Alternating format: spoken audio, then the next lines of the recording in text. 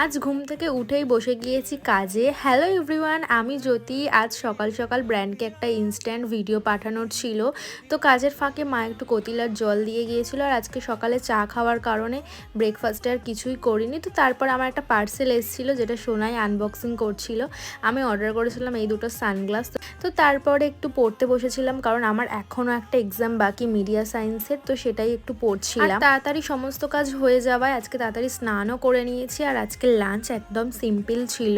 তারপরে বিকেলের দিকে ছিল আমার নাচ। তো আজকে অনেক দিন পরে নাচে গিয়েছিলাম, তো সেটাই দিদি ভিডিও করছিল আর বলছিল কতদিন পরে। আর সত্যি আমি অনেক দিন পরে গিয়েছিলাম নাচের ক্লাসে, কারণ আমার এক্সাম থাকার কারণে একেবারেই যেতে পারিনি। নাচের ক্লাস থেকে বাড়ি গিয়ে আবার বেরিয়েছিলাম, কারণ আজকে যেহেতু সানডে একটু তো ঘুরতে হবে। তো ফার্স্টে খেয়েছিলাম চা।